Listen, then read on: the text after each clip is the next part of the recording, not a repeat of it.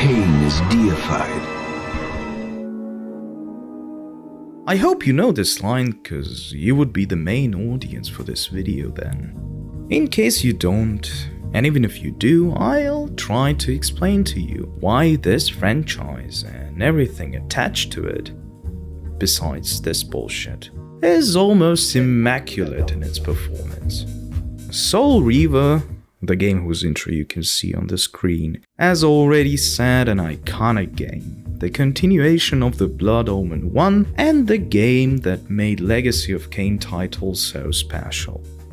So the first Blood Omen was a game about a noble who's gotten killed by a gang of thieves and upon his demise has received the gift of potentially being printed on cups and getting an anime adaptation. He became a vampire.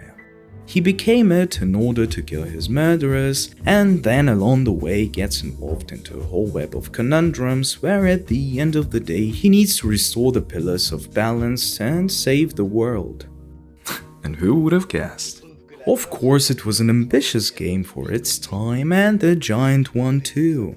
The Easter eggs and secrets inside of it would be unraveled until now, but in my opinion it wasn't as deep, obscure, or distinctive as its successor. Maybe because I've played it on YouTube years later, but nonetheless. Soul Reaver takes up on the bad ending of Blood Omen.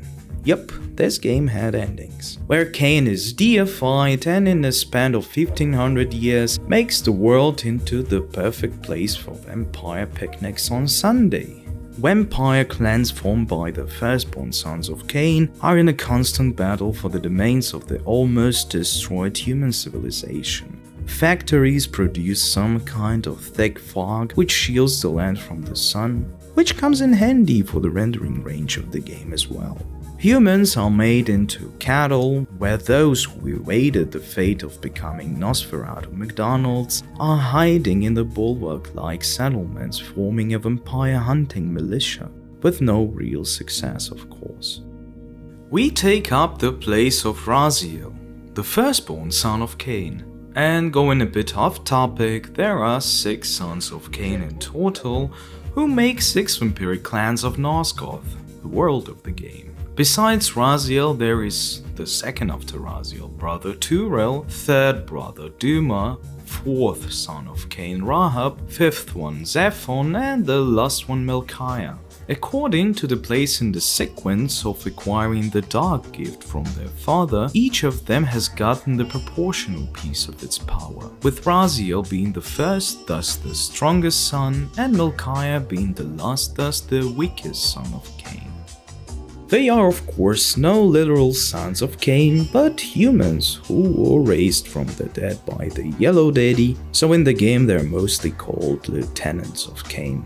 Though they call each other brothers, so I suppose their relation is much more complicated than of the regular soldier boys.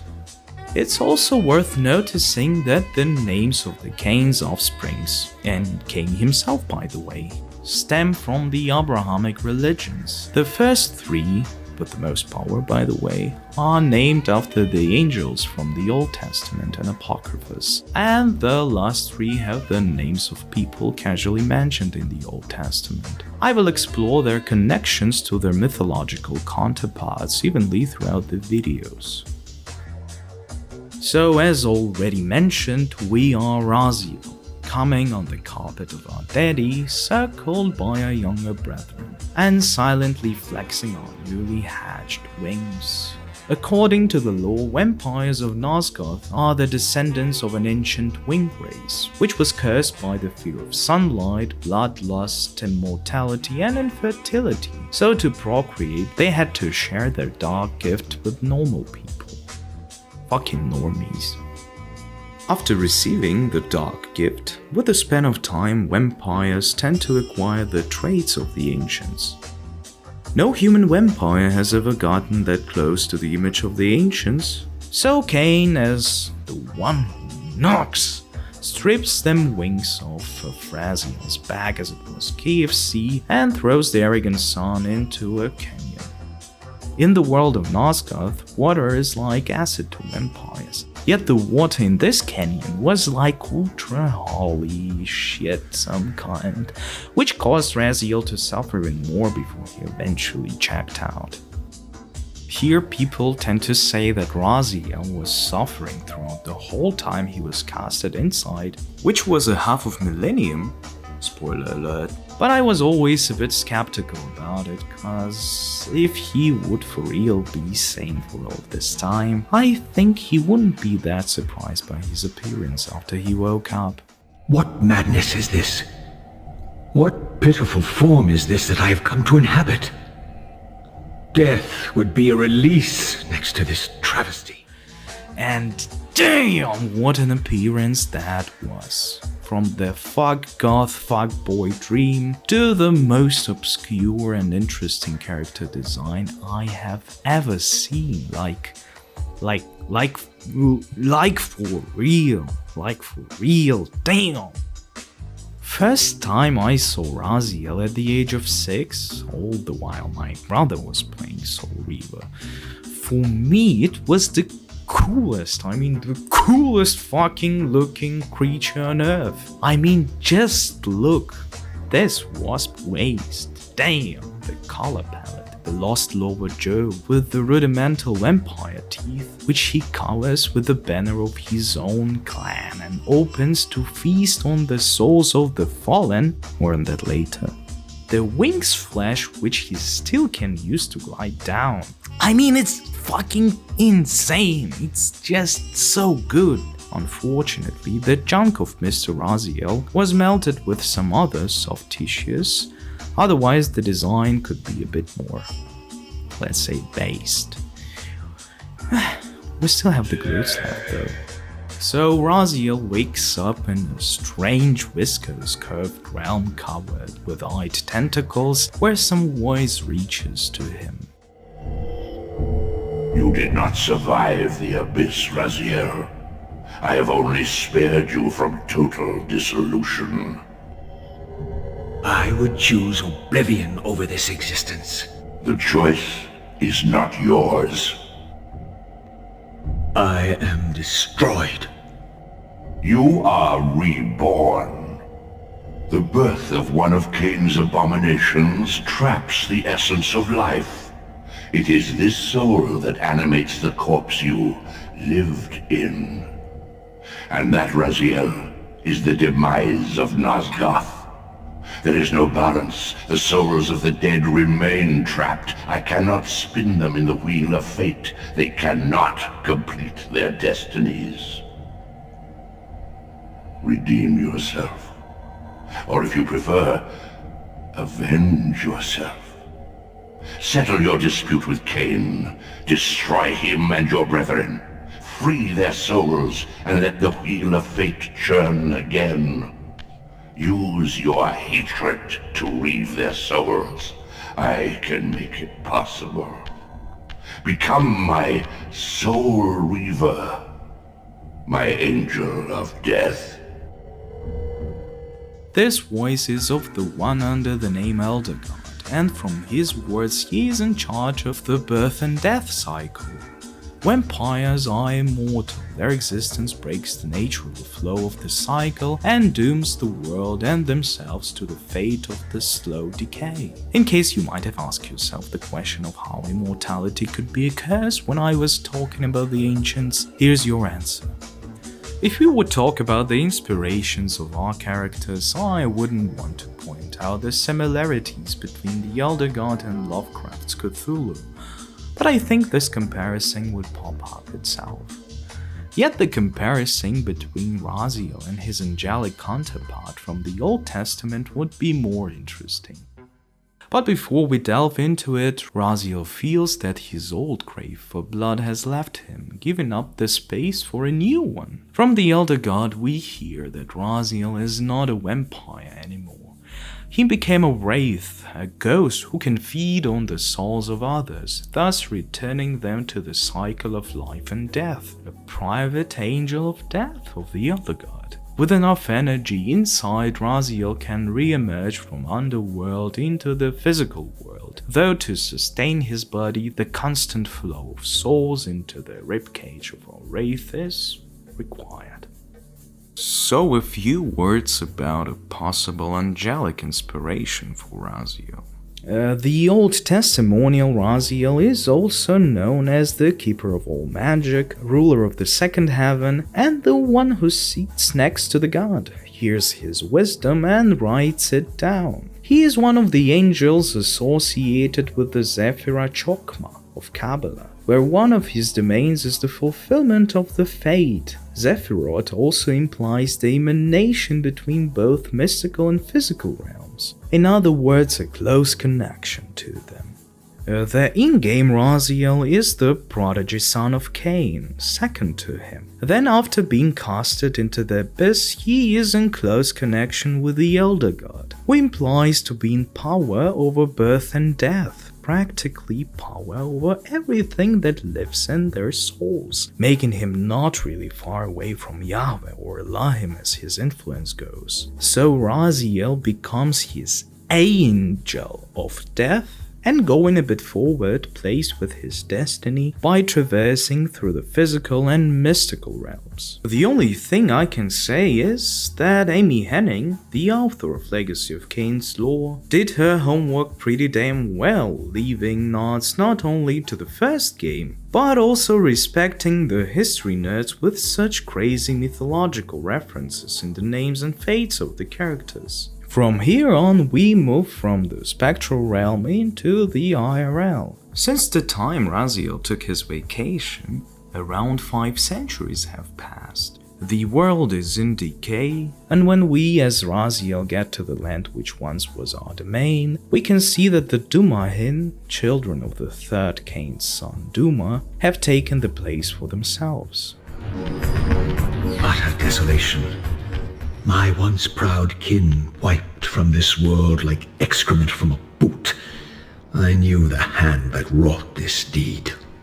The Dumahim are pretty damn strong, and it was always strange to me that almost the strongest type of enemy in the game are the ones that we meet the most. But when I thought about it a little more, it all made perfect sense. After the death of Raziel, his clan was almost instantly wiped out and taken over by his beloved brothers. Not going too much forward, but the second son of Kain, Turo, also left his duty as lieutenant. So the third brother Duma, the oldest and the strongest of Kain's left sons, thus the one with the strongest children, has taken over most of the lands. It was a bit weird to me because of the difficulty curve as well, but I'll touch upon it a little later. Confrontation with these bastards makes us familiar with the combat system. I'll maybe be a devil's advocate in it and say that it wasn't that bad, to be honest. You can fuck up them demons with your mutant ninja turtle-like claws, spears, torches, and blades scattered all over the Nazgûl.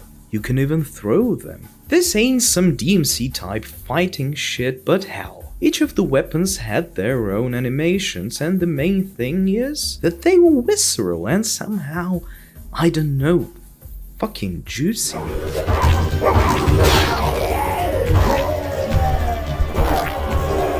It's when you punch an enemy and feel the weight behind your punches. From the games of the era, I have seen something like this only in fighting games or Shenmue, for example.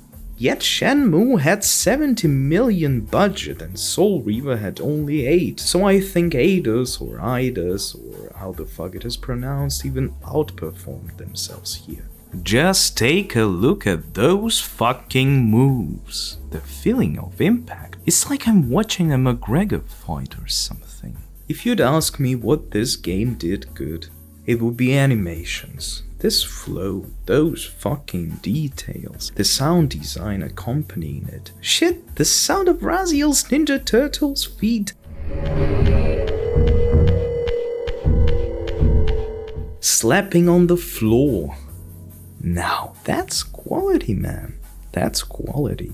Another quality thing that was implemented was the way you kill a vampire. Those bastards wouldn't surrender to the cousin of sleep that easy. So what you need to do is either impale them, throw them into water, or burn the fuckers with fire or sunlight. Then suck on their sweet soul. And only then the fuckers will be in position to leave their grandkids some debts. Which is actually a fun way to get a bit more tactical in combat and make the lore of Kain's lieutenants a bit deeper. Although such a healing factor makes Kain from the previous game look like a little pussy. But yo, 2000 years have passed since then. For example, we lost a few hundred grams of the grey matter in 2000 years. Evolution is pretty fucking unpredictable. And one of the poorly implemented things was the fucking cubicle bullshit charade. I might be of course a devil's advocate, but I ain't blind. The animations during moving those blocks are of course top notch, but the sheer amount of time they take could be invested in, I don't know, planches or straight up ass stretches and still be more enjoyable than this. So now we have finally come to the difficulty curve question. You see, when we move from the Raziel's bulwark, we enter the domain of his younger brother, Melchiah, the necropolis. He and his sons have gotten the smallest amount of the vampiric powers, which couldn't even allow them to sustain the decaying processes in their body. So on par with blood, they have to consume the flesh of their prey in order to replace the rotten parts. It's kind of funny considering that their superpower is to dive into the ground like that fucker with whom Bucciolati fought, so I'd await a bit more resilience from their bodies, just like in case with Sekko. Wouldn't expect the dirt bathers to be very helpful in their quest to slow down their decomposition. Ah yes, the difficulty question. So these fuckers are weak, like crack addict level weak. The crack addicts they can jump you in a group, yet they are not ones to count as a threat. Was it a good game design to drop some ogres before introducing you to the goblins? I wouldn't say so. Does it make sense from the lore perspective? Absolutely. Making us stroll deeper into the Melchiah's home, we meet the first vampire who wasn't lynched by the Raziel himself. It makes evident that some vampire hunters are still in business, and shows us what happens to the vampires whose souls wasn't taken by Jehovah's Witnesses or something. They transform into a wraith like Raziel. Yet the fact that those vampires were evolving in their bodies for hundreds of years doing only hunting doesn't really leave any place for a soul-crushing reflection on the entity of their being like it was with Raziel. So they just eat souls, grunt creepily, and don't ask any questions. After solving another riddle, which wasn't that bad actually, we meet people of Nosgoth, mostly vampire hunters. To be honest, we don't really mingle with people in this game. There is of course a secret useless spell in one of their cities, yet we don't really need them beyond the walls of it. It makes the disposition mechanic the more interesting. At the beginning, people tend to be careful with Raziel and even attack him. But when they see that the Angel of Death brings this sweet only to the population of majority of Nosgoth, they'll start to pray Raziel as a deity, and even allow to steal some bits of that juicy soul from them. Once again Goth skinny boys preying on our souls. Oh god, when would this come to an end? You need to be cautious though. If you'd get carried away, the telepathical hive mind of all humans will snitch on your deed, making you another enemy of the human race. Just a very interesting touch and a detail that makes the world a bit more believable and reactionable. What makes the setting more believable is the presence of progress in this game. Between times of Blood Omen and Soul Reaver, more than 2000 years has passed, and it's really cool to see some evolution in the existence of those lifts, cogs, tubes, giant doors, and fucking flamethrowers. It's really unique to be in a post-apocalyptic steampunk universe about vampires. This shit is just unique.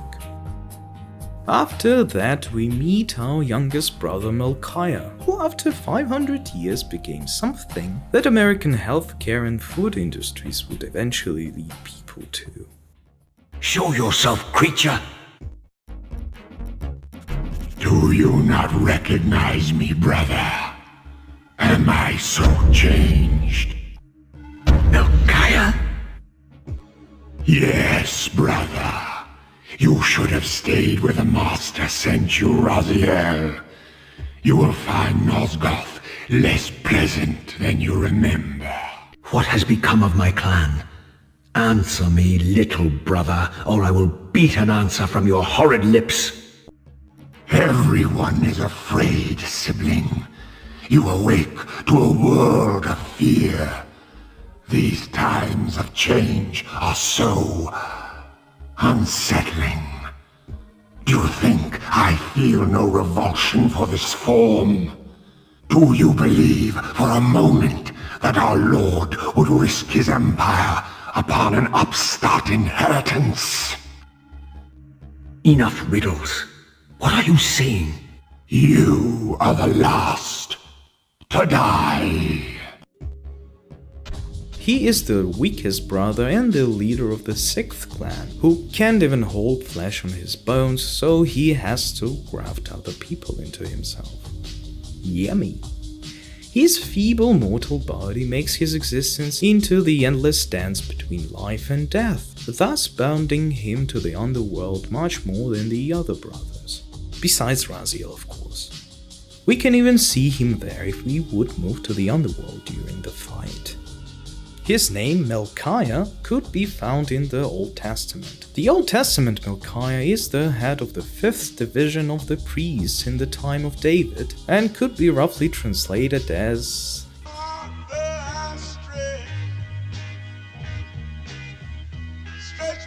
Yahweh is king, hell yeah! There are of course other mentions of his name, but I think this one is the most important. I couldn't find any direct correlations between biblical Melchiah and the one we have at hand. I suppose his name just sounded cool and all.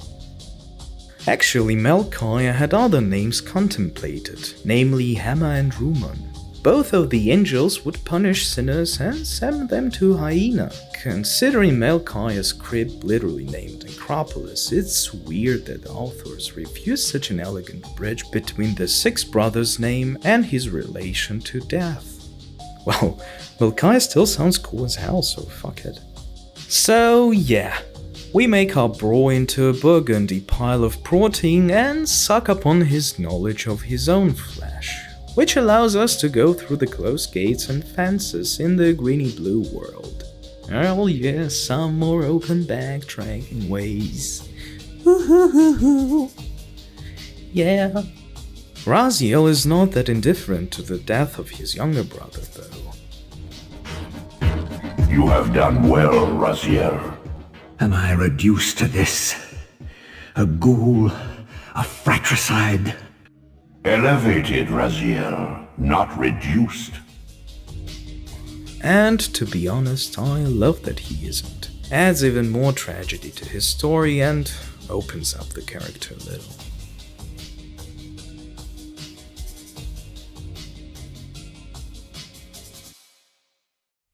After killing our first boss, we now acquired a talent of going through gitters, and damn, we left some gitters to go through behind.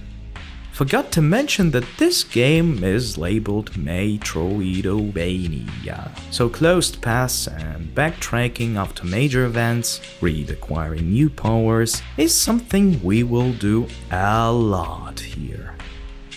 Going through a few secret places, which bestow Raziel with the most useless spells in the universe, we finally come to the throne room of our father. The layout and architecture of Kain's crypt is something worth mentioning. It has a distinctive Middle Eastern vibe, which could be observed in some other locations of the game as well. Makes the Abrahamic ties of Soul Reaver even more fleshed out. We meet our papa for the first time after our ass materialized in this world anew, and I just love the dialogue between them. Raziel. Kain, The Abyss has been unkind. I am your creation, Kain. Now, as before, you criticize your own work. What have you done with my clan, degenerate? You have no right. What I have made, I can also destroy, child. Damn you, Kain! You are not God! This act of genocide is unconscionable! Conscience? You dare to speak to me of conscience? Only when you have felt the full gravity of choice should you dare question my judgment. Your lifespan is a flicker compared to the mass of doubt and regret that I have borne since Mortanius first turned me from the light. To know that the fate of the world hangs dependent on the advisedness of my every deed? Can you even begin to conceive what action you would take in my position? I would choose integrity, Kain.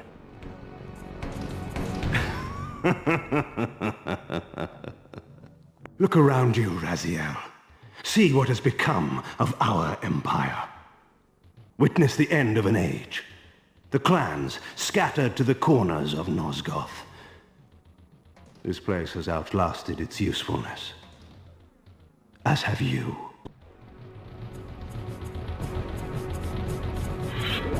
The Soul Reaver, Kain's ancient blade, older than any of us and 1,000 times more deadly. The legends claimed that the blade was possessed and thrived by devouring the souls of its victims. For all our bravado, we knew what it meant when Kain drew the Soul Reaver in anger. It meant you were dead. Of course, Raziel is a bit upset because, well, he had to kill his bro and his domain is laid in ruins, not to mention that his wings were cut off and he got a full crazy 8 experience in that abyss. But he plays such a victim as if he himself wasn't the left hand of Kain, wiping out thousands upon thousands of people. Did he really think that Kain wasn't a crazy egomaniac that could pull out some fucked up shit like killing one of his closest people just of envy?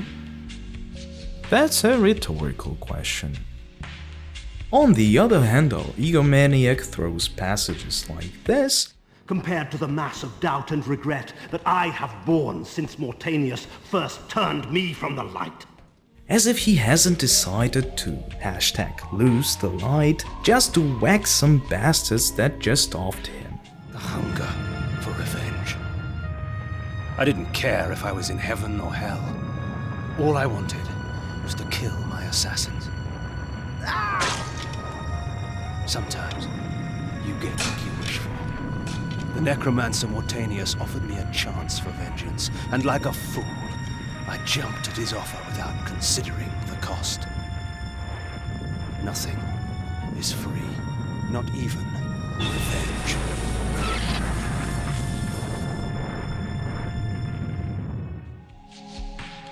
To be honest, I freaking love the chemistry between Kain and Raziel. One is a coward and egotistical freak pressing on an argument everything is not as clear as it seems.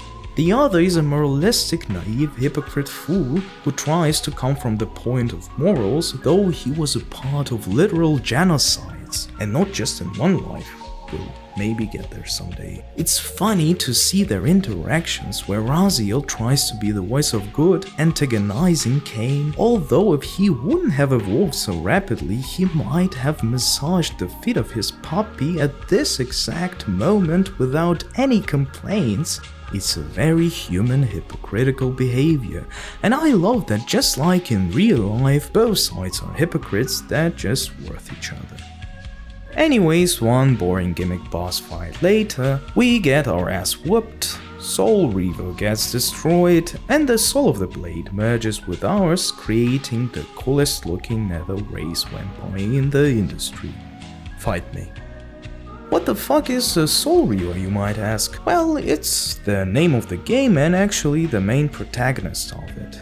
Yes, it's this fucking blade. And maybe if the Almighty will give me enough strength to get to the Legacy of Kain Defiance, you'd get why am I saying this.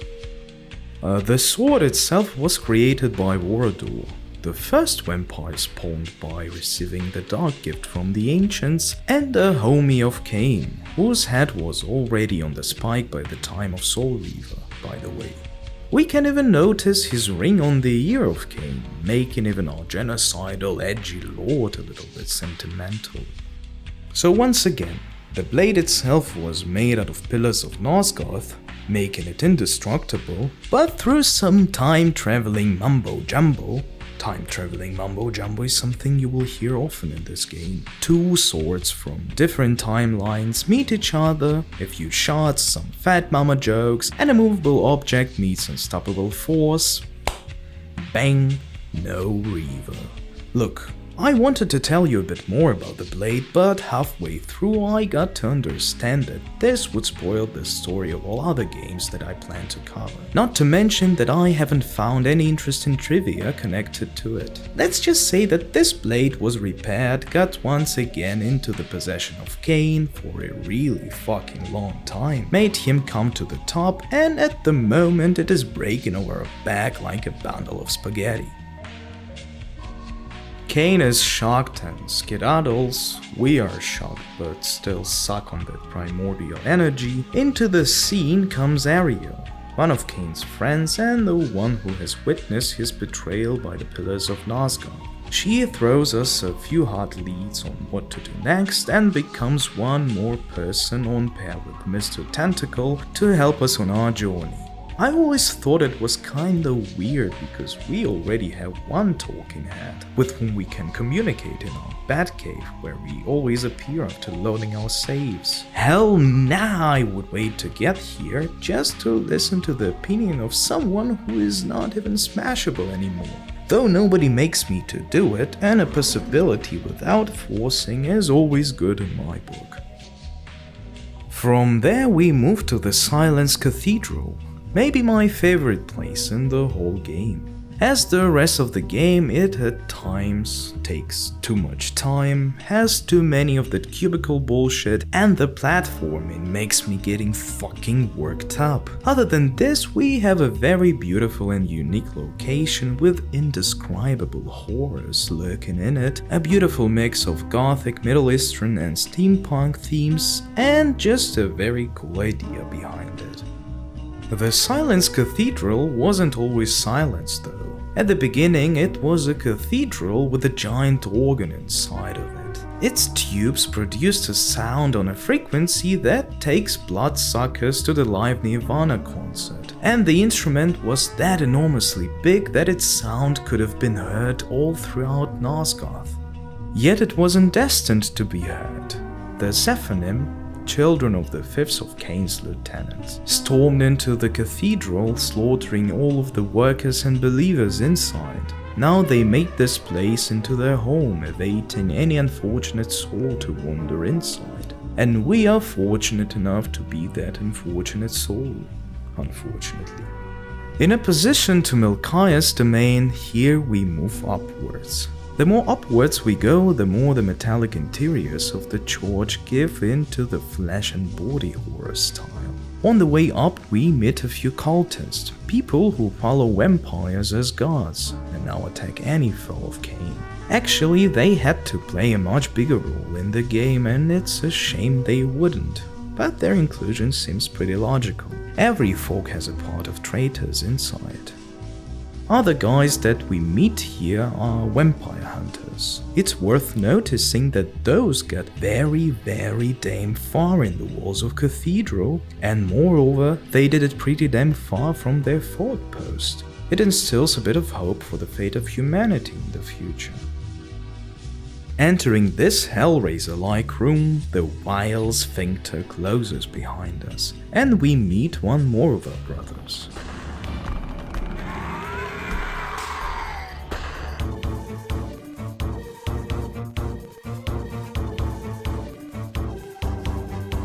Prodigal son. There is no returning for you, Raziel. Zephan, your visage becomes you. It's an appropriate reflection of your soul. And you are not his handsome Raziel anymore. His precious firstborn son turned betrayer. You have missed so many changes, little Raziel. Look around you. See how the human's weapon of destruction has become my home. Indeed, my body. A cocoon of brick and granite from which to watch a pupating world. A crevice in which to cower, only scuttling from the shadows to devour a victim already ensnared in your cowardly trap. But you've made the mistake of leaving me unbound, and it is you who must succumb to my will. Will, instinct, reflex action. The insect mind finds little difference. I warn you, brother. As my stature has grown, so it is matched by my appetite. Step forward, morsel. And one thing that I love about this game is that it doesn't really need long expositions to show the relations between characters. With Melchiah, it was more of a disappointment with what he has become and then remorse for killing him. With Zephon, the sitch is a bit different. We can see Raziel's disgust toward his brother, which is met with the same from Zephon. From the lore and reactions during the game, we can see that Raziel was and still is a very proud man, with some concept of moral and dignity. Zephon, on the other hand, deems such concepts as foolish and illogical. His insect way of thinking brands emotions and virtues as something unnecessary, something that could stay on the way to survive. It's a classic story of complete opposites clashing if entropy puts them too close. This insect nature of Zephon is also shown in how he rules over his subjects. Venturing on into the world, we can see all kinds of vampires from different clans and different quantities roaming the world, yet not a single Zephon. Like spiders, they wait in their webs, gathering power all the while their brothers fight, losing their strength. The Old Testament counterpart of Zephon is also peculiar. According to Josephon, or Jojolian, or the hell it's named, he was the grand-grandson of Abraham, the first Hebrew patriarch. In some another crazy ancient war, he was imprisoned by Joseph and taken to an island. With time, he became a general of defense on this island, and after that became the Latin king of Latium, the place where Roman Empire came to fruition in a few hundred years. We also have an angelic Zephon, whose Kabbalistic number is 6, the Zephyros of comically beauty. He is also one of the angels guarding the gates of paradise and one of those who went to look for Lucifer after his banishment from heaven. Well, the Legacy of Kain Zephon is only vaguely reminiscent of the Old Testament one, maybe if only for his beauty and defensiveness. One more thing I'd like to speak of are the eggs.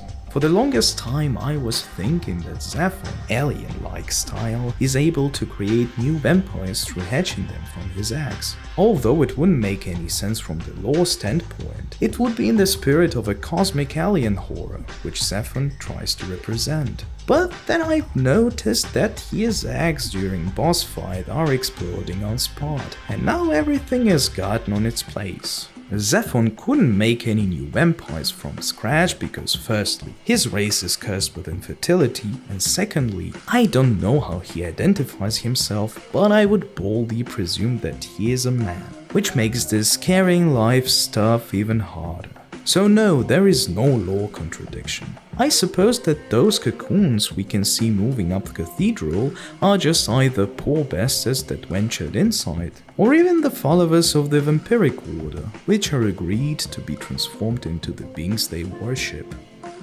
After defeating our beloved kindred, we get the power of climbing the walls like Spider. And I know that it's a gamey game with gamey conventions, but holy fuck. Without the power, Raziel still could pierce his Teenage Mutant Ninja Turtle-like claws into the fucking cubicles, no problem. After receiving the power, he can now pierce the walls and like this move vertically, in only the particular places.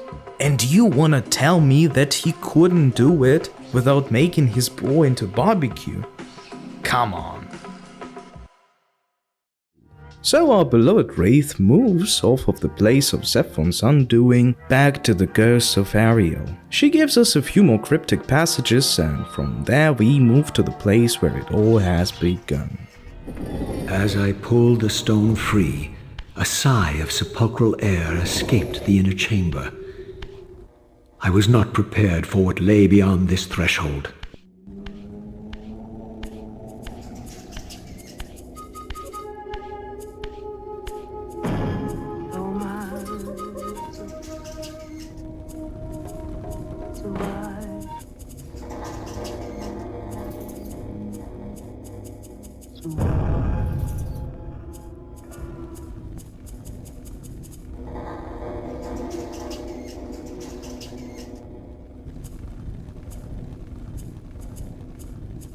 These crypts, defiled caskets of Sarafan saints, bearing my brothers' names, and my own.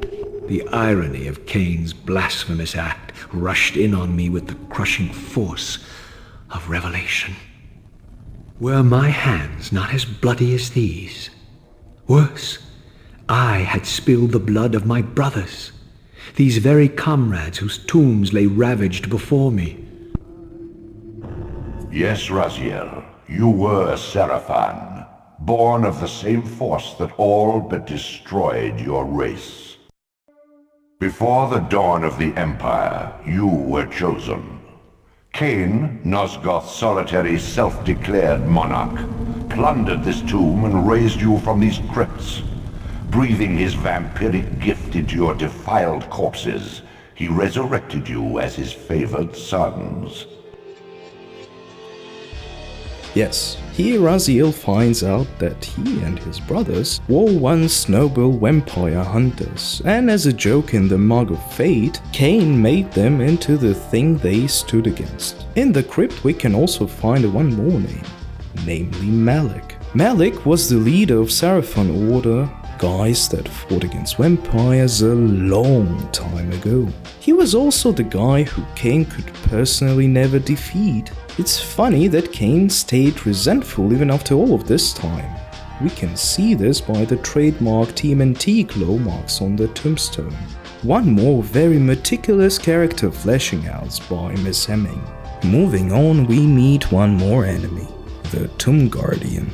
A very chill position to be in considering all the sarcophagus are empty. And as far as I can get, during the early development, this should have been the place where we would meet our second in the Kain's line, Turel. And I'm really thankful that they have decided to leave the tomb for this Turel placeholder, because it would mean too many brothers of Raziel on a 1 square gaming hour. Cause we wouldn't have the honor of meeting him in this game? Spoiler alert. I would want to talk a little about him without revealing too much. As we have already gotten to know, Turel was second after Raziel, and after Razi's departure took his place as a second to Kain. The fog that have covered all of the sky is the Turel's doing. He was behind the biggest technological breakthroughs of vampiric society, yet it's unknown if he developed all of those wonders by himself or has taken the knowledge of the ancient races, or even their cattle, humans. Yet one was clear, Turel took the role of the second in command really fucking serious. Some more lore dropping. After Raziel's demise, Kain kind of went bullocks and left Nosgoth presumably till the times of Soul Reaver. During his absence, everything went down to shit, so the clans made a giant battle royale in order to get the hold of the land. It is unknown when exactly during those clan wars did Turel disappear, but it seems it was a pretty damn long time, considering that his Turelim, the strongest of the left vampire races, are just scattered all over the world. It is also possible that he was still present during the times of Soul Reaver, playing with his willy in his forge while Raziel was offing his brothers, but I really doubt it. I think he left a long time ago, and hopefully we will get to why of it someday. As already said, Tyrell had to make his way into the final product, and we still have some bits and pieces of how it should have been. We even have his model and a small dialogue between Raziel and Tyrell. Though the room seemed vacant, these banners clearly identified it as Tyrell's audience chamber. Leaving so soon, brother? Let me pass, Tyrell. I have enough blood on my hands today. My quarrel lies with Kain. Poor Raziel. Your rage blinds you to the bond of gratitude that we owe our master. Gratitude? Toward one who would have you grovel at his gate like a dog? You once had noble aspirations, Tyrell. Now, how humbled are your goals? Do you prosper on the scraps he casts you? Your insults will do nothing to blunt the agonies of your demise. You killed me once. Behold the result. I have no more to fear from you. You try my patience, Raziel. I smell water. Tell me, have you, like Rahab, learned to swim in all these eons?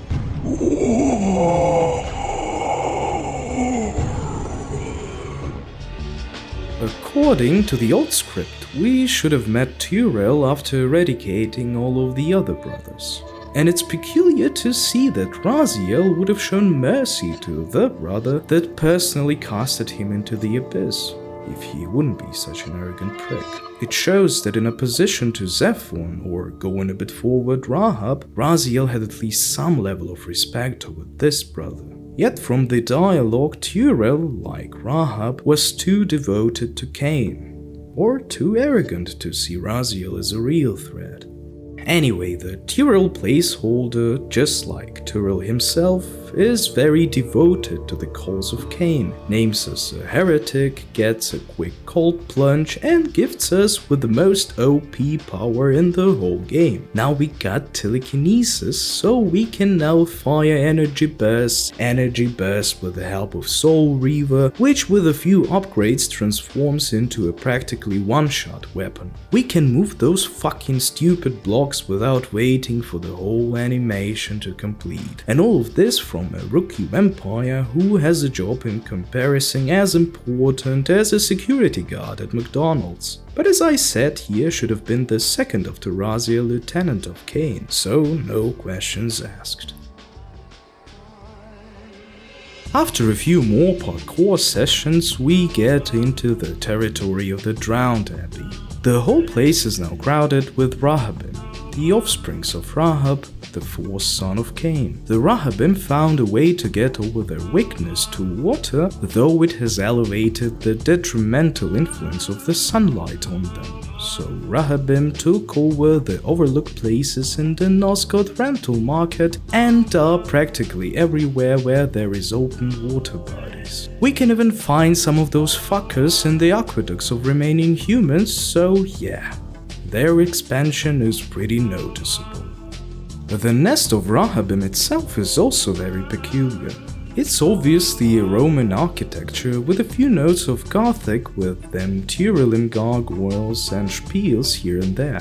What I love the most about this place is the story it tells. The mosaic with the human saints and some human faces on the pillars indicate the human descent of the place. After, the abbey was most likely taken by Tyrolean and was in their possession for some time. You wouldn't make all of that fret work in a few days. And moving a bit off topic, I love the implication that the vampires made all of this art themselves. It implies that they're not just some fucked up animals, but creatures who are capable of building functioning societies, because functioning societies is something that you need to build something like this. And even if they made their human cattle do it, it still holds the point. It still need at least some perverted taste of beauty to do something like this. I mean, it just makes me a little uncomfortable that I transform a presumably sentient being into some mashed potatoes. But anyways, most likely afterwards the place became drowned and was conquered by Rahabim. However, on the outskirts of the abbey we can still see some other vampire clans, which might be interpreted as that the war for Drowned Abbey is still not over. Here is a note from one of the main creators, Daniel Kabuko.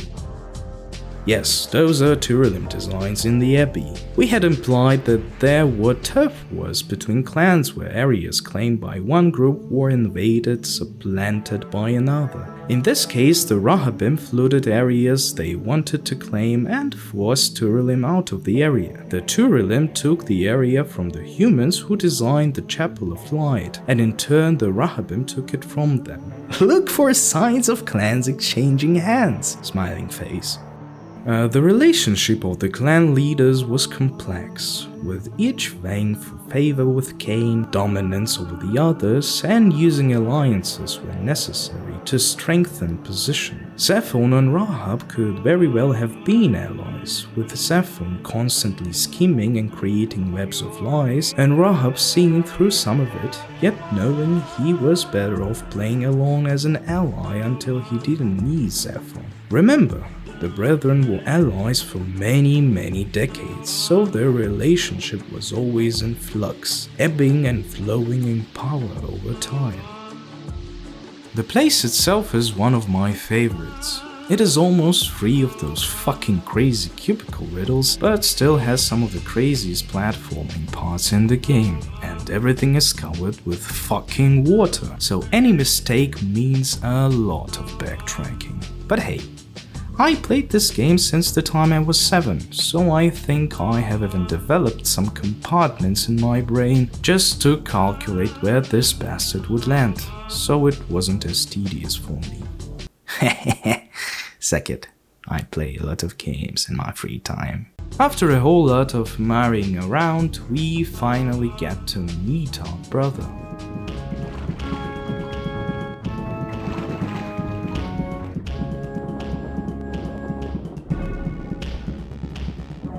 Raziel. Rahab, you have adapted well to your environment, for one so maladjusted. Do not mock me, Raziel. You of all of us should respect the power bestowed by a limitation overcome. Kain said you would come. You speak with the murderer? You would do well to mind your blasphemous tongue. What more did he tell you? That you would destroy me. I will indeed. But tell me, before I tear your soul from its moorings, do you know what we were before Kain spawned us? Human. Sarafan, Rahab, the antithesis of all we ever believed. Does it matter? We were lost. He saved us. Saved us? From what? From ourselves. Yo, this bro is different from the others we have met. Melchiah was depressed, and with time he resented even himself. What's there to say about his opinion on Kain? Zaphon, on the other hand, embraced his form and even relished in it. Thought he was smarter than anyone, even Kain. Rahab, though, is a loyal servant of Kain. None of the brothers that we have met was surprised by our revival. But only Rahab told us directly that Kain already informed him of our return. What shows his loyalty even deeper is the dialogue between them. After Raziel tried to insult him, Rahab reacted pretty chilled, but as we started to talk about Kain's deeds, it worked him up a little. For Rahab, the transition from the vampire hunters to the vampires wasn't a split into the face as it was for Raziel. They were saved from themselves, whatever the hell that means. The Old Testament Rahab was sporting the name Rahab the Harlot. She was a woman who hid Israeli spies inside of her house, for what she was spared when Israelites attacked the Canaanites in the city of Jericho. After that, she took place among Israeli high-ups, and even has place in the genealogical tree of King Solomon and Jesus Christ. And what we have in the game, it's obvious that during the Soul Reaver, Rahab is the nearest son to the Kain. Thus, he most likely indulged into the mess of his past. Just like Rahab, after actually betraying Canaanites, doesn't feel any kind of remorse, in-game Rahab doesn't feel any remorse for betraying humanity and staying in the ranks of once his enemies. He believes in Kain with the same zealotry as Rahab from the Bible believes in Yahweh. It's really interesting that the writers took most of the Rahab character from an Old Testament whore, and I kind of dig it. One more thing about Rahab, and something that has actually given its toll to already.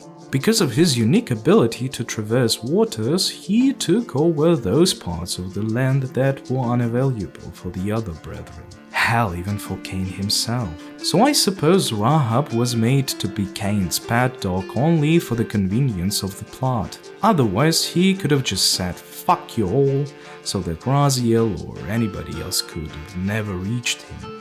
Yet the authors haven't done it. So we get a perk of swimming in the water, opening even more backtracking possibilities. Yoo-hoo-hoo! We have fratricide almost all of our brethren, so now it's time to off the last one. Fratricide, the crime of murdering your brother or killing members of your own group or country. A little bit of good old education. But before we do it, I'd like to talk a little about the drowned abbey itself. With our newly acquired superpower of not melting in water like sugar cotton, we are now able of traversing the halls of the abbey. It's indeed surreal to swim through places which are actually not supposed to be swam at. Just like in case with Sarafan, Rahabim use all unfortunates who dare to show themselves in the walls of the cathedral, take them for a cold plunge, entangle them in a giant caviar blob, curious how it would taste with baguette, and wait till new Rahabim hatch out. So anyways, we make a small empiric ethnic cleansing and move on. Drowned Abbey was also known as the place of sun worshipping. And it's also really peculiar that right here we have a fucking temple of fire with the most demonic demon statue in the history. Obviously Shiva inspired and going very, very hard. Like damn hard. Bruh. Anyways, as with anything in the game, Raziel needs to solve another puzzle to get a blessing of this bad boy. And per usual, I tend to skip such things, but let us make an exception here. Yo, post-production me, howdy ho. You know, I wanted to make a small section on how thought out this riddle was, how you should hop from realm to realm and utilize throwing shit mechanics, but now I got to understand that everybody just cheese it with Fire Reaver, so whatever. The original idea was fire though. Anyways, we please the god of flames and he bestows us with the best spell in the game actually. We need to go a little off topic here. My gradation for special powers in Soul Reaver looks something like this. Superpowers nicked from our brothers and Glyphs. I tend not to speak about the latter one because, well, they are pretty damn useless. They take a lot of time to cast and usually just send force into a small slumber, which doesn't really kill them, as you know. It takes them only 3 seconds to get their shit together. We've already gotten the weapon of total domination. Why would I go through all of that mumbo jumbo when I can just wish and that's that? The core of all spells is the same. Raziel casts a wave around him, each with a different flavor. I think in case I'm already touching upon that topic, we can cover all of them right now and forget about it completely. The first one is the Shift Glyph, an innate power of Raziel to traverse spirit and physical realms. I think it's pretty self-explanatory. And I know it doesn't really fit into the wave casting category, but I suppose it was put as a glyph just for the gameplay convenience. The first true magic power we get in the underground of Necropolis, the Force Glyph. It has an interesting origin because we get it from the altar of a former Mind Guardian Nopraptor, practically the main antagonist of the first Blood Omen. With this spell we can make a telekinetic force blast, which, you guessed it, telekinetically forces enemies away. Very useless. There is maybe one useful utility for this spell: to throw those few vampires near the throne room of Kain into water. The stone glyph is almost identical to the Force one, and could be found at the Nopraptor's retreat, the second power from Deity Nub, by the way. It makes a small earthquake and makes vampires around us into stone. For a few seconds. Wow! The sound glyph, which could be acquired inside of the Silence Cathedral, bestows us with what could be an equivalent of the brown noise for vampires. This glyph sends vampires into a small slumber, and we've already spoken about how useful that might be. The water glyph is found inside of the human citadel, and maybe if it could be found a little earlier, this might even be a little bit useful. Yet we get it right after the fire one, so there is no incentive to use it. Fire glyph is already touched upon, though it grants Raziel with yet another power. Here we can submerge Soul Reaver into fire, and yup, now we can turn the Paleys into a kebab much more effective. You still lose the flame flavor if you go into water or the underworld. Yet each open fire source can correct this problem. Its location lays in the domain of Raziel, and it's interesting to see that murky waters of the drowned abbey are slowly crawling to devour the already wasted home of our wraith. I was in question about the sun glyph because its influence on bloodsuckers was identical to the fire one.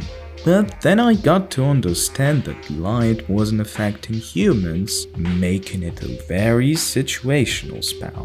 It makes me wonder if it was a part of the even more open world vision for Soul Reaver, where humans and cultists would play a much bigger role with the disposition system and all of that, or just another...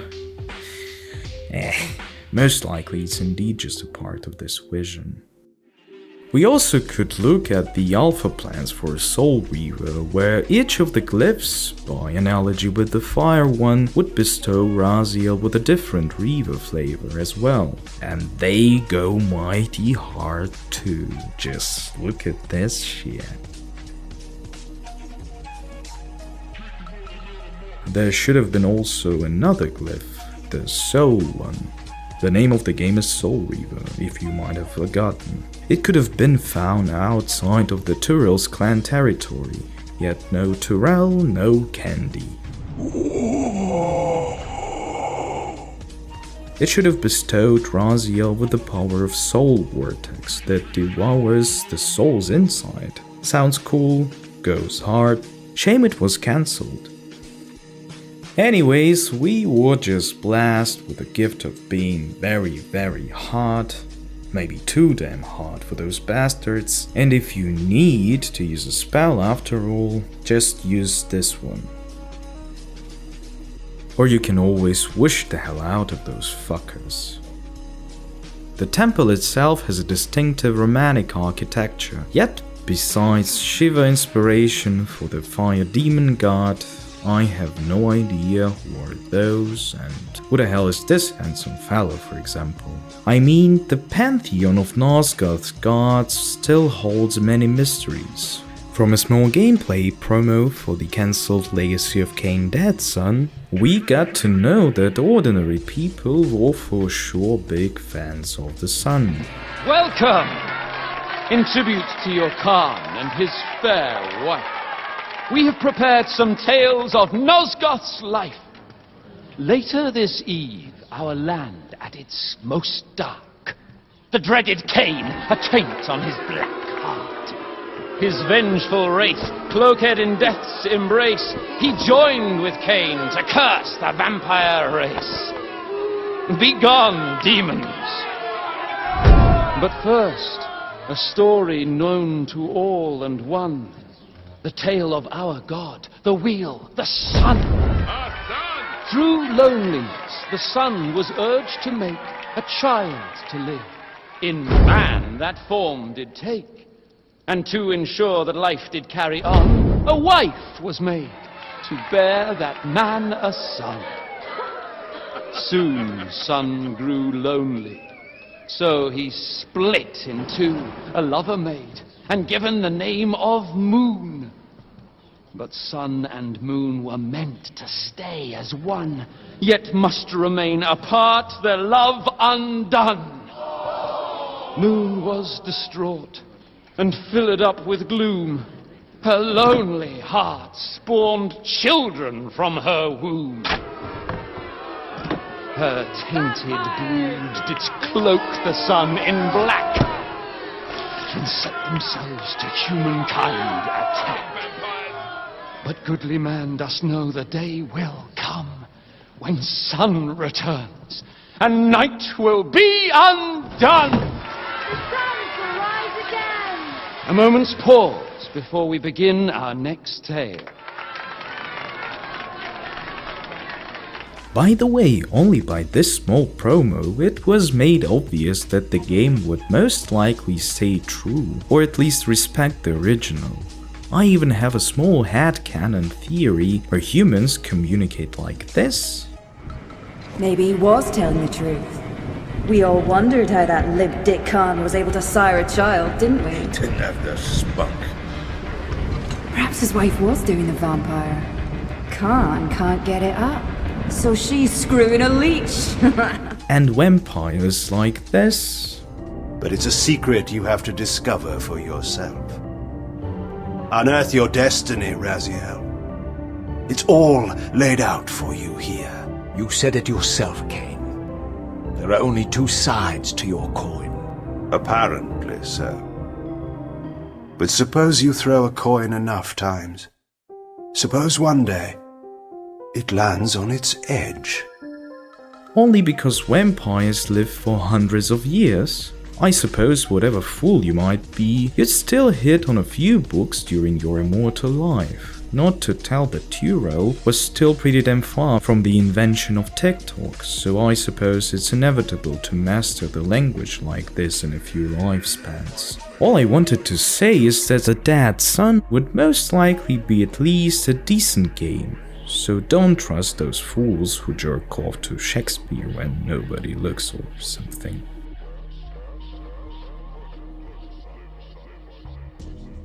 So yeah, humans are on Team Sun. The ancient vampires were dreaming of being tentacled by the Elder God, yet the question of who the hell is this hard as fuck dude or this magnificent nymph would most likely be never answered. And it's a great shame, of course.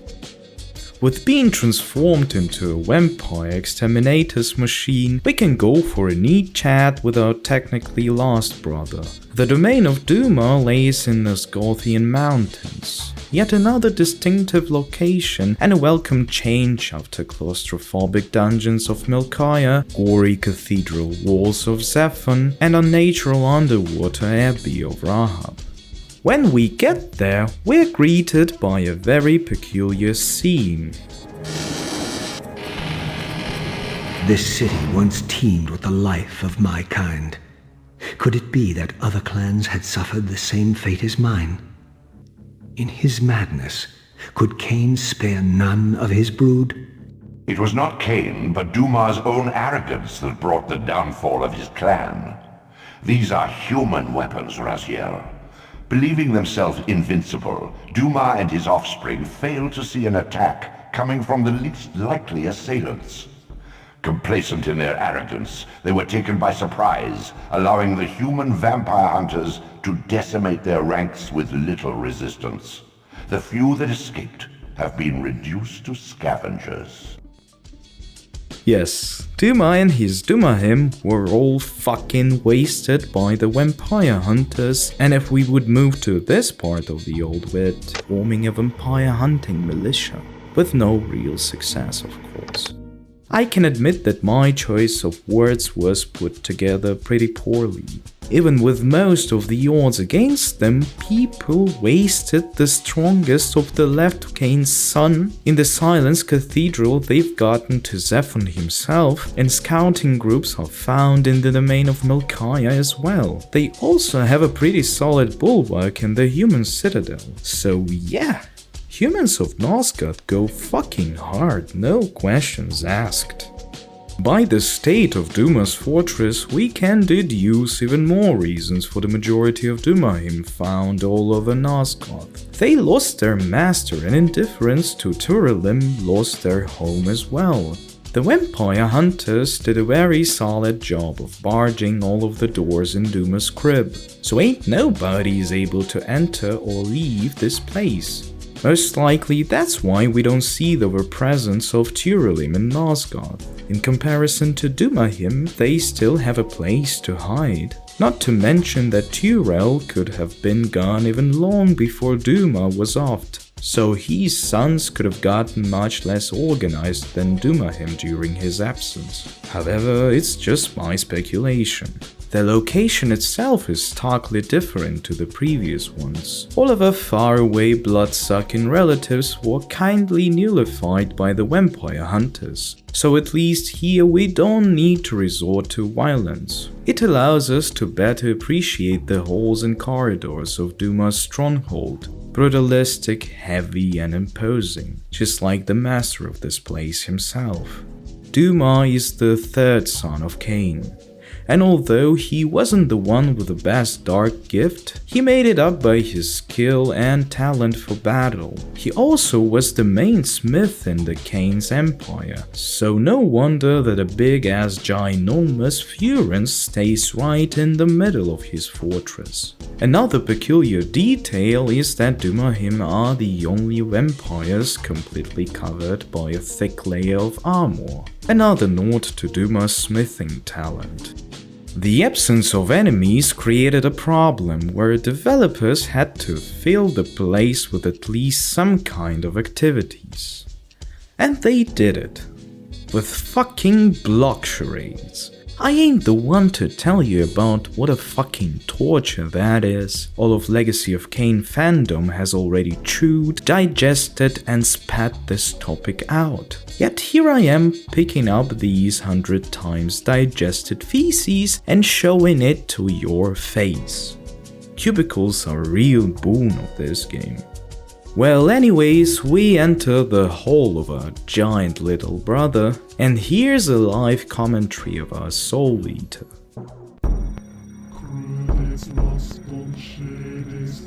My brother Duma, a powerful warrior in life. He would have burned with shame to have me find him here like a stuck pig.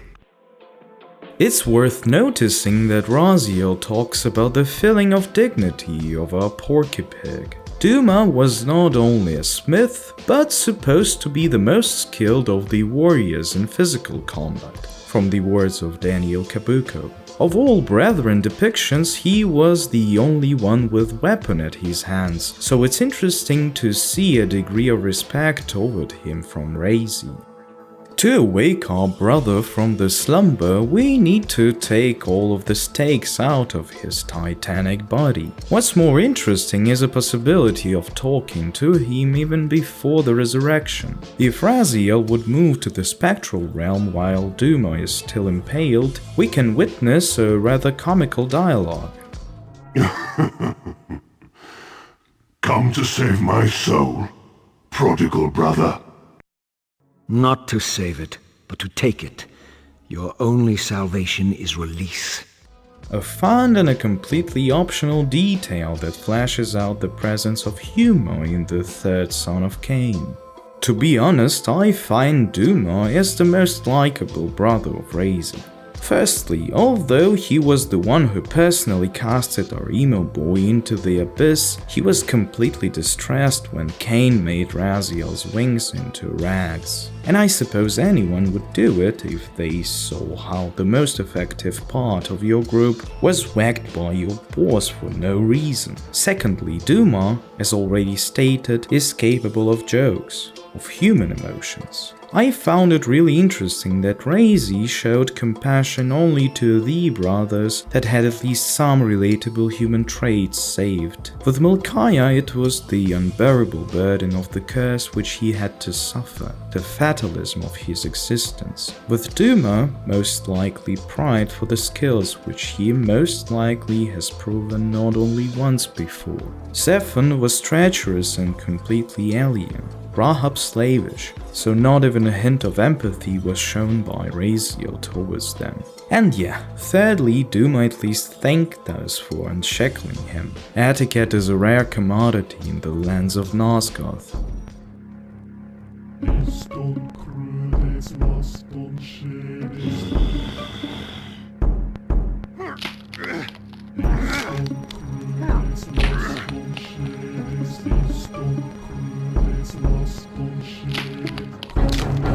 Unbound at last. I thank you, brother. Your thanks are premature, Duma. I have not forgotten whose hands bore me into the abyss. The centuries in limbo have honed my strength. Not even Kain is my equal. Even the strongest vampire is vulnerable. We shall test your thesis, Raziel. My bloodthirst has been superseded by an even darker hunger. I will consume your soul before this day is done. One more of prominent features of Duma, his pride, and not an arrogant one, but a well-earned pride of a great warrior. And going a bit forward, it were no shallow words when Duma said that even Kain is no more a match for him. I tend to skip the boss battles in this game because, well, it's a really old game, with of course an enormous theatrical and philosophical value. Yet the gameplay became really fucking stale, to say the least. But holy shit. This battle made my toddler brain squeal when I played it for the first time, and judging by the LegacyOfKain wiki, the testers shared this sentiment as well. Duma is fucking indestructible. Although all of boss battles in this game are gimmick battles, here it was especially weird. Firstly, by the time of this encounter, going back to the Glyphs part of the video, we became pretty damn strong, to say the least. And to deduce that you need to leave the boss arena in order to kill this fucker and not confront him directly was really bizarre, especially for a game of the era. And yeah, if you didn't get it, Duma is tough, like tough. The years in the abyss has honed his strength, making him partially wraith as well. Duma fucks us up if we attack him, run, and even when he fucking kills us, he moves to the green Mexican filter with us to finish his job. What is more peculiar is the actual appearance of our brother. Because of the acupuncture job performed by vampire hunters, the devolution of Duma was put on hold. The other brothers we've met have already transformed into something. Melchiah into the final form of Godric, Sarafan into an insect, Rahab into fish. From the words of Daniel Cabuco, Duma should have transformed into an armored rhino, which once again plays with the theme of being heavily armored. One more thing before we get done with Duma's boss fight, the theme of natural elements going through the mains of our brothers. Melchiah, underground, practically dirt, a small perverted metaphor on life which Earth gifts, which Melchiah needs in order to prolong the life of his own inside of his musty Earth catacombs. Therefore, the air theme, with the upwards movement where Sarafan webs his scheme just like wind, unseen but felt. And Rahab, water. Water is feminine by nature, so obedience was to expect from him. And as Agnes Rodriguez 4738, hope I got it right, pointed out, Rahab was actually inspired by an Old Testament beast, Rahab, which inhabited the seas and was killed by Yahweh. He represented the power of Pharaoh and the pagan gods which Egyptians worshipped. So when God killed Rahab, it was the metaphorical win of Judaeus against pagans. Fucking fascinating, and thank you for your comment. Although Harlot Rahab sounded more like fun to me. Duma's domain is located in the mountains, and like the mountains themselves, Duma is as immovable and prideful. Maybe it's all just my personal schizophrenia, but with how much Hemme Hennig and Daniel Capuco thought everything out, I wouldn't be surprised if they intended such connections as well. The angelic counterpart of Duma is also very peculiar. The angel Duma is the angel of silence, who possesses the powers over wicked dead. He is depicted as a thousand-eyed angel of death, armed with a fiery rod or flaming sword. He was the patron of Egypt, where he refused the will of God and began to punish the Egyptian gods by himself. For that he was casted into Hyena, where he became a practically master of the place, and received 3 angels of destruction appointed to him. He must have been the prototype for Lucifer later, yet he wasn't as malevolent as him, just too obsessive. He is also known as the master of all demons inside of Hyena, so I'm not even sure if Old Testament Duma is an angel or demon at all. Yet Azrael sent him the souls of non-believers to punish them, so I suppose he is with the goodies here. Duma is also mentioned in Isaiah 21:11 as a place in a prophetic oracle. The verse refers to the burden of Duma, where someone from Zaire, a mountainous region, by the way, calls to the prophet asking about the night. One more understanding of this word is the land of silence, or death, or even grave. The in-game Duma is, as his counterpart from the Old Testament, obsessive, disobedient, and hard, and has many minions, just like the angel Duma. His city has literally transformed into a mountainous graveyard for his kind, and became pretty silent as well. So connection to the Old Testament city could be drawn, I suppose. So anyway, we lock the possible future Rhino out of his gaming room and turn yet another bro into a pile of ashes. After that, we acquire maybe the most ridiculous power in this game, to dance in circles around the foes just like this giant brute did to our poor ass. Although we were stunned for all of this time, so it's like 4 times as hard as it was for his giant ass. I do understand that this is yet another gimmick for backtracking and riddles, but damn, it looks so fucking silly. It's just bad. It's really bad. Anyways, we finally almost redeemed, or if you prefer, avenged ourselves. Yet there is still the main bad guy on a loose. But before we'll go full Scooby-Doo after our daddy, there is still something left that I'd like to talk about. The timeline of Soul Reaver is a one very convoluted thing, and it will even get more complicated with all of the time-traveling mumbo-jumbo from the first Blood Omen and the mumbo-jumbo that still is up to be touched upon. Nonetheless, the only thing we have to keep in mind right now, the distance between Blood Omen 1 and Soul Reaver could roughly be estimated in 2 eons. Well, in real life, we didn't have any vampire overlords treating us like cattle, we've handled the job ourselves. Yet anyway, from what we had in the first Blood Omen, I'd boldly presume that the people of Nosgoth were at around 9th century development level. The guillotine from the 18th century as well as the 12th century's Gothic architecture could be attributed to the creative imagination of the authors. To jump from that development level to the electric bulbs and flamethrowers, in the real life we had to wait for around 1000 years, give or take. And with all due respect to the circumstances in which people of Nosgoth lived, I couldn't really get why developers put so many years between the events of both games. Such degradation could be achieved in just a few decades. Check the post-Soviet countries if you don't believe me.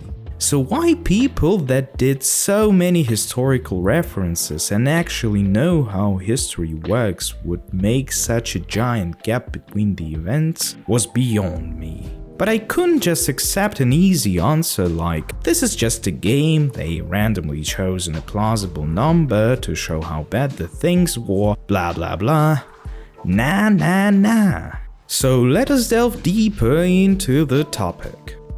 From the prelude for the first Soul Reaver, the developmental situation in the Reich of Kain is not very clear. Yet it's pretty sunny, so either they didn't have a roof by the time of the video and built it later, or there should have been some high-tech LED lights inside. But it was an off-topic, sorry. We have some parts of lore from the miscarried Nosgoth multiplayer and Dead Sun projects. They shed some light on the siege right after Kain's brutalization of Raziel and his ginormous vacation afterwards. As already told in the third video, Tyrell was kind of a Newton of the vampire race. The small trailers for the location of Nosgoth multiplayer would allow us to marvel at the achievements of the second Kain's son. I mean, just take a look at this. The forges are fucking gigantic, not to mention the level of resilience that metal should have to transport fucking lava. Such alloy would be in the category of alien technologies itself. Not only that, they achieved such level of progress where some means of production are pointed to the aesthetical side of the place, with them golden snake statues with flowing lava and the titanic statue of Tyrell himself sitting on a volcano. To revert the forces of nature to your side and put a statue of yourself on top of it is firstly very technologically innovative and secondly fucking badass and has a great energy. It's still in question if the society under Kain was prosperous or not, because such architectural madness is either allowed by societies with so much money they don't know where to put it, or by tyrants. And I suppose we know to which form of governance would an immortal all-powerful beings be attracted to. I also love the fact that Tyrellim stages here highly resemble the stages of social realism, just so you wouldn't doubt that vampires are the bad guys here.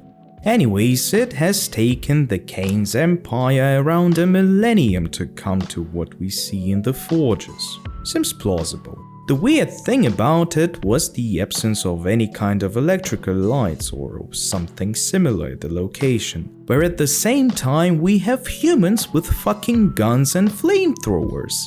Having this soup of variables boiling inside of my head, I came to such conclusions. The most advanced vampires ever gotten to, judging by what we have at hand, was the Tyrellim Forge. And indeed, why would a vampire need an electric bulb? They have dark vision. Flamethrowers and pistols are not needed as well, they have magic. If we think about it, almost all great societies were born out of necessity and stress from outside. What kind of stress could have an immortal being sitting on the top of a food chain? It makes a perfect sense.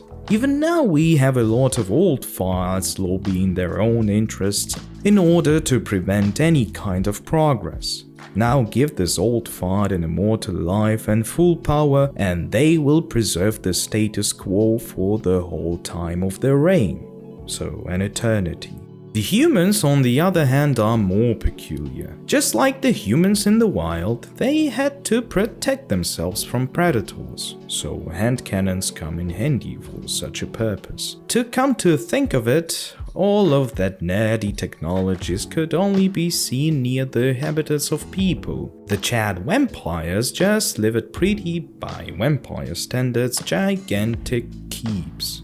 By them pistols and shotguns at the possession of man, I'd boldly presume that by the times of Raziel's execution, the technologies of humans were at around 18th, 19th century level, which was exactly 1000 years after the times of the first blood omen. Super logical, no questions asked. Going very far forward, or kind of backwards, we could add the events of Blood Omen 2, which took place 400 years after the first Blood Omen, where Kain has gotten into an actual industrial reality, and not delving deep into the why of it, but people of Nosgoth were developing themselves even more rapidly than we were IRL. After all of that, we come to the realities of Soul Reaver, where around 1000 years have passed since the times of the multiplayer game and Raziel's second death. And we can see the same good old technologies that we saw in the Blood Omen 2, or what was left of them. So by this we can deduce a few things. There was a giant technological leap between the first Blood Omen and 400 years after. Conveniently, Kain and other vampires were almost nullified during those times, so good old people grew like moth on a humid day. Then came the vampires and put progress on a relative halt, made a few tyrannical, crazy, and let's be honest, beautiful structures, went to fuck each other up, and reduced themselves to grotesque zombies. So most of human progress in the game was made in just 400 years, and for 1.5 millennia people tried to at least hold the same level of it, although there were no guns and flamethrowers in Blood Omen 2, so that's why I said most of the progress. Yeah, after all of this mind gymnastics, 1000 years of weird stagnation at the beginning turned into 1500 years of weird stagnation, with some fun unhinged vampire projects here and there. And the why of it lies in the distinctive features of vampires. They don't really need any kind of growth, because there are no reasons to grow in the first place. We haven't really gotten to a new conclusion, but I need to make content, you know. All of this chatter on the matter of technologies was made to smoothly lead you to maybe my favorite example of the human tech, the lighthouse. Even after all of this time, the light inside is still at work. You just need to move a few fucking enormous cubes to make it run, just like anything in this game. I like the concept of the water mill that produces electricity in order for the lighthouse to work. Just like the concept of it very much. Moving from Duma's bulwark, we enter the lair of Mobius, the Oracle's cave. By the way, Duma from the Old Testament could also mean a name of an oracle, so yet another tie to the Old Testament, considering that the cave is literally a few steps away from Duma's lair. Mobius was the guardian of time and the guy who tricked Kain into killing William the Just before he became Nemesis, preventing him from becoming a tyrant, giving people of Nosgoth a heroic monarch who perished at the hand of a vampire, conveniently giving them reasons to slaughter the aforementioned vampires. Because of the time Guardian, the first human-descended vampire, and the smith of Soul Reaver, Warador, was also killed. Actually, a lot of vampires were killed because of him. As you can see, he wasn't really fond of them. Well, anyways, Kain killed Nemesis even before he became Nemesis, then fucking killed Mobius, making an alternative timeline where we are situated at the moment, by the way. I've told you about the time-traveling mumbo-jumbo. The location itself is also peculiar. Crystals on the walls give that spiritual girly vibe. What's not to say about the inhabitants of the place? As you might have noticed, they usually serve as the top guardians of important places like Sarafan, for example. The other thing are the images on the walls of it. Here we have a winged creature with a covered face, sporting a sword and having tentacles instead of legs. A fat nod to Raziel in the surface of the Elder God. The other creature is, well, I don't know. Might be Kain, who represents death and degradation with that skull mask, but that's too stretched out even for me. Let's just leave it a mystery. The Oracle's Cave, where Kain's first fateful meeting with Mobius occurred. Mobius played the role of a doddering soothsayer, stirring his pot of visions while dispensing enigmatic predictions to gullible visitors. Underneath the facade was Mobius the Time Streamer, sorcerer of the Circle of Nine, a ruthless manipulator with the power to bend time. Since his murder at Kain's hands centuries ago, these caves have stood vacant, though, like Mobius himself, they are rumored to be only a facade for a much larger, more elaborate complex. I sensed that Kain was here, and at that moment, I would have plumbed the depths of hell to find him. This, I deduced, must be the man himself, the Time Streamer, Mobius. He seemed not at all the impressive figure I had imagined from Kain's boasted exploits. And yet, even this cold image radiated a certain undeniable power. Raziel, if you only knew. With a few manipulations, we enter the Chronoplast, the tool with which Mobius could influence time. There is not much to say about the place. The design is pretty cool. The riddle with the clan banners was even fun, I guess. Although the presence of banners in this chamber would mean that Mobius even knew which banners the spawns of Kain would choose. He even knew their favorite colors. How sweet of him. After going inside, we can see what has already happened and what developers thought would happen during the alpha plans. And with how genius Hemihennig played over these events in the future games, I think they left this part on purpose. And finally, the catharsis of the whole game. We meet Kain for the final time in Soul Reaver. In my opinion, theatrical dialogues are the most beautiful part of the game. That's why I tend to leave them inside of the videos uncut.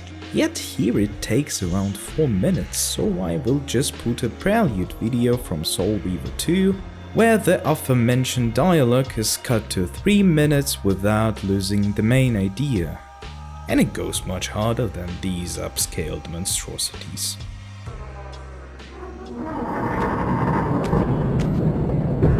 At last. I must say I'm disappointed in your progress. I imagined you'd be here sooner. Tell me, did it trouble you to murder your brothers? Did it trouble you when you ordered me into the abyss? Eternity is relentless, Raziel. When I first stole into this chamber centuries ago, I did not fathom the true power of knowledge. To know the future, Raziel. To see its paths and streams tracing out into the infinite. As a man, I could never contain such forbidden truths. But each of us is so much more than we once were. Do you not feel with all your soul how we have become like gods? As such, are we not indivisible? As long as a single one of us stands, we are legion. Our futures are predestined. Mobius foretold mine eons ago. We each play out the parts fate has written for us. Free will is an illusion. I found the tomb of Sarafan, Kain. How could you profane a priest by turning him into a vampire? How could I not? One must keep his friends close, Raziel, and his enemies even closer.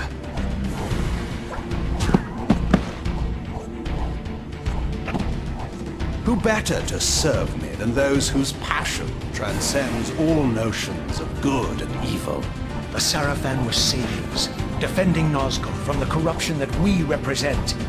My eyes are open, Kain. I find no nobility in the unlife you rudely forced on my unwilling corpse. You may have uncovered your past, but you know nothing of it. You think the Sarafan were noble, altruistic?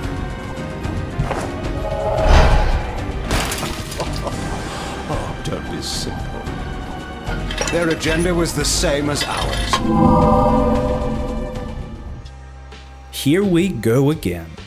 By discovering this machine, we can partially understand the why of Kain's fatalism. He understood that his fate was predestined, so that's why he left his kingdom. He knew that any kind of resistance would end up in vain.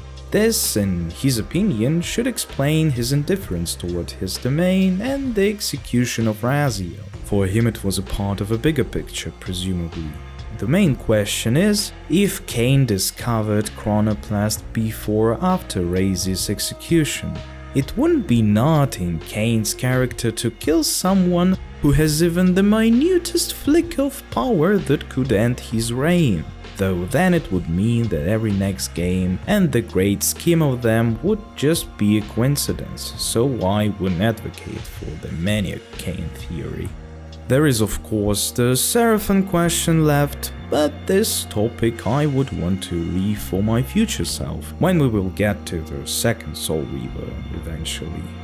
Raziel takes, per usual, the "I don't give a fuck what you say, I made up my opinion and I just want to kill you" position, and I can respect that considering everything that happened.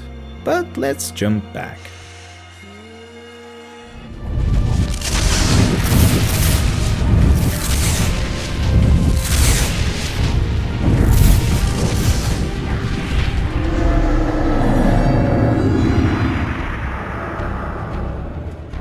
You nearly had me, Raziel.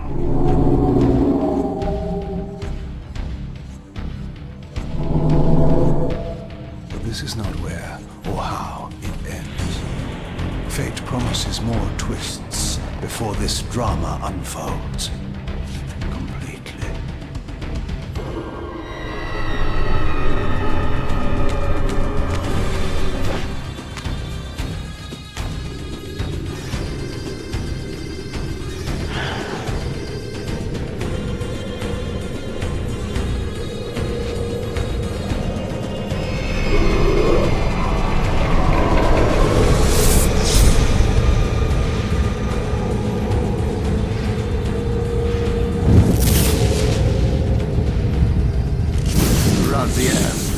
Redeemer and Destroyer, Pawn and Messiah.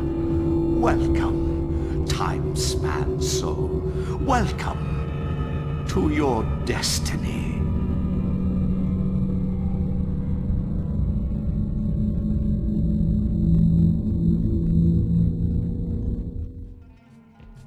And exactly like this, yet with a little less polygons, ended the first Soul Reaver. In the game itself, the fight was a little more stretched out and boring than in the video, but here we had a pool of health in the center, so it wasn't as tedious as for the first time when we met the Yellow Daddy. Kain skedaddles again, we, per usual, Scooby-Dooby-Doo after his sorry ass, and we even meet the deceased Mobius. Ain't much of a twist from a guy who can time travel, but maybe I'm nitpicking considering that this blew my mind so hard back in the days that I know all of the plot by heart till now. I think it's time to wrap it up, and what can I say about all of that? Well, it's a brilliant game with the fire art design, crazy lore, mind-blowing soundtrack, and unfortunately it aged very poorly. For someone without the nostalgia veil over it, it would be a torture with that morally aged camera, imprecise platforming, and fucking cubicle riddles. I mean, even the developers themselves tried to explain this by saying that each individual group was working on a separate part of the game. 3D was a new thing back then, so they decided to utilize the 3D engine 100%. And what's a better way to experience 3 dimensions if not moving 3-dimensional cubes in the 3-dimensional world? The animations were fucking insane though. Can I recommend you to play this game? Well, if you have some kind of masochistic tendencies, suit yourself. Otherwise, I would just give us a few bucks by buying this game somewhere and watch all of the cutscenes from it on YouTube.